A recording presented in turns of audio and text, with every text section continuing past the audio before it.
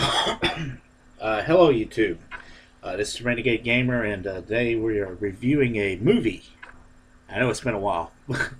um, so the movie I had a chance to go watch Solo, a Star Wars story, and now I'm well aware of the backlash that Star Wars has had. Before I start, I want to kind of give my ideals about the Last Jedi, but I'm not gonna. I'm just gonna touch on that real fast. Now, I went and saw The Last Jedi, and I liked the movie, but I wasn't in love with it. Overall, I thought it was okay. Um, so take what I'm about to say with a grain with with that in mind. Um, Solo, a Star Wars movie, is probably the most lackluster Star Wars movie I've seen, and I mean that sincerely. I'm not getting into the gender politics. I'm not getting into the pansexual or any of the mess. I'm just talking about it as a film itself. It is a very lackluster film. Is it humorous? Yes, it does have humorous moments.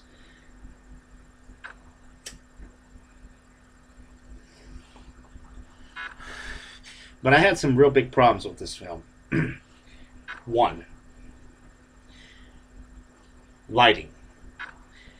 When I can't tell what the fuck's going on the screen, you have failed to light your movie properly. This movie was a little bit too dark, and not in a good way. It was a dark movie because you can't see shit hardly.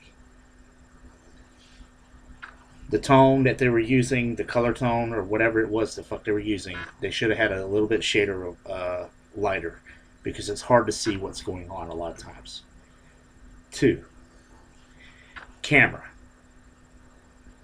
The action of this movie, a lot of times the camera likes to zoom in or just be right here, and you'll see fist pumps and all that stuff. But it's kind of hard to keep up with what the fuck's going on. Pull your camera out and let the audience see. I know Ron Howard directed this movie. I also know that it was originally directed by a pair of brothers prior, and they were taken off. And I want to give credit to Ron Howard on one thing. I've seen a lot of Ron Howard movies, and for the most part, he's a really good director. I don't know exactly what the fuck happened here.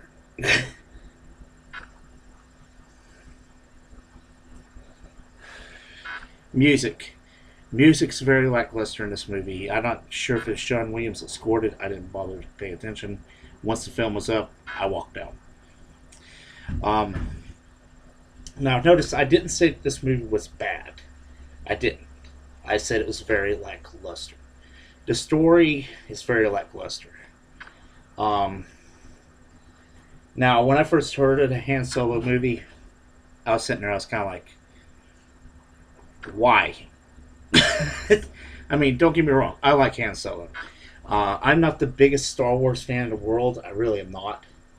But I do like the series, and Han Solo is one of my favorite characters out of the series. And I was just sitting there, I was like, why are we doing a movie about Han Solo? What is the point of that? We already know the guy's character. We know who he is. What's the point? And everybody's like, well, you get the backstory. You can find out where he is, where he came from, and all this. So I was sitting there, I was like, do we really need to know? I mean, we know he's a rogue. He's a smuggler. Does it really matter how he got to that point? To me, it wasn't. It wasn't that big of a deal. But to some people, it is, apparently. But, you know, what the hell can you do? So, what we got basically here is a heist film. Um, you have a film that's built up to steal these energy tubes or energy things that are vulnerable in heat. They basically will explode after a certain amount of time if they're not kept cool.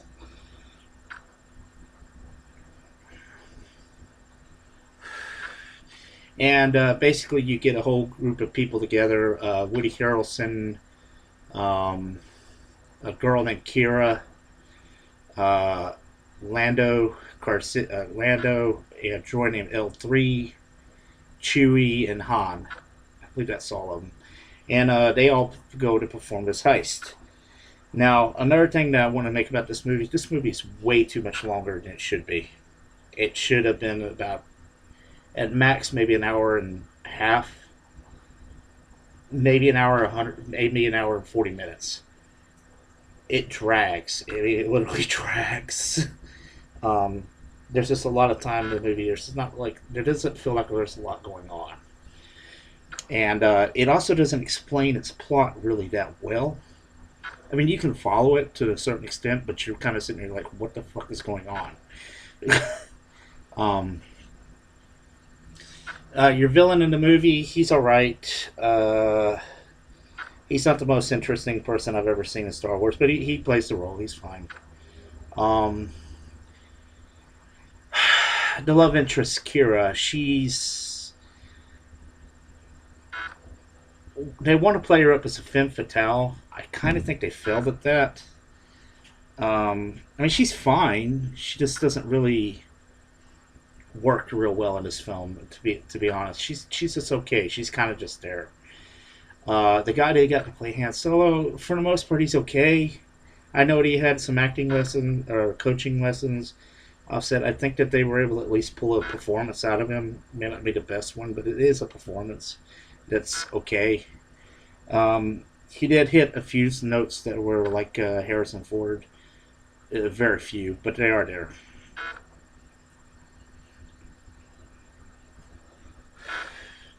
The most aggravating character in this entire film is L3, the droid. Um, if you watch this, you're probably going to just want to strangle the fucking droid, okay? It came on the screen and it just annoyed the hell out of me the entire time. Uh, in a lot of ways, it was more annoying. I know a lot of people don't like Jar Jar Binks. To me, he was never a big deal. L3 was just a pain in my ass when I watched the film, though. um, Lando, for the most part, was okay. There was some things I didn't understand what the hell he was doing, but for the most part, he's okay. I do know some of the background of what they said.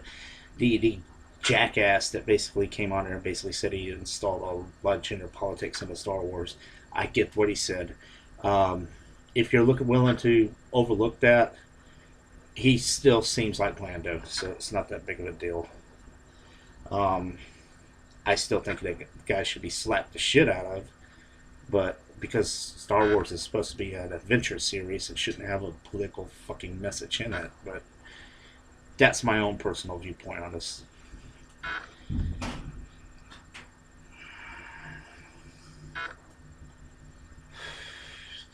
Let's see. So the Millennium Falcon has a slight redesign.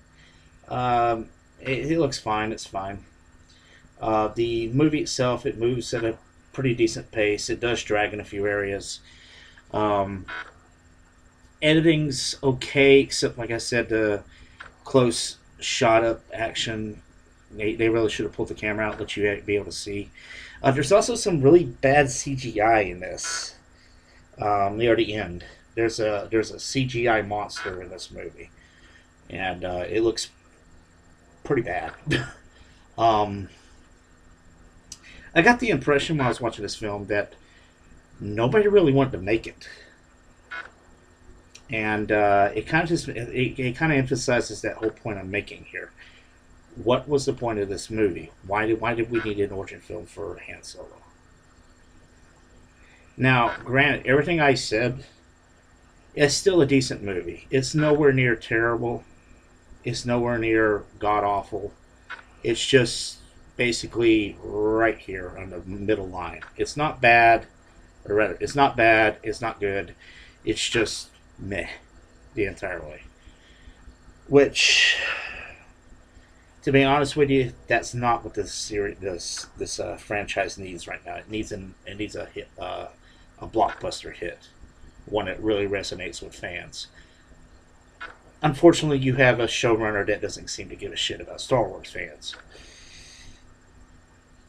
But that's a story for another day. In any case, I renegade, me myself, the renegade gamer.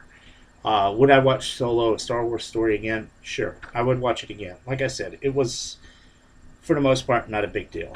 But I will say this: I would not go back to the theater and watch it. Um, if you're interested in the movie, if you're really wanting to see the film, wait for it to come on DVD. That's my advice. There's really no point to go and watching this movie in theater. You're really not missing anything. There is a few other things I want to mention before I cut this. Um, there is a retcon that's not explained in this film from from episode one. I won't say what it is because I don't want to spoil that, but I will say it's a retcon. We don't know how the fuck that happened. It's there. I don't know why. It also feels like this movie's the first building block. It feels like a lot of establishment to a lot of things, and I don't know if they're planning on making a Solo 2 movie or if they're going to try to connect a lot of the Star Wars films together. Besides the main line, I don't know if they're going to try to connect all these side stories together, but that's what it kind of felt like. So, take what I said, and if you want to see this movie, just wait for it on DVD. Don't go waste your money. Wait for it on DVD or wait to rent it. Watch it then. I mean, is it okay? It's an okay film, but it's nothing to rush out and go see. Anyway, I'm a Renegade Gamer. I'll catch you next time.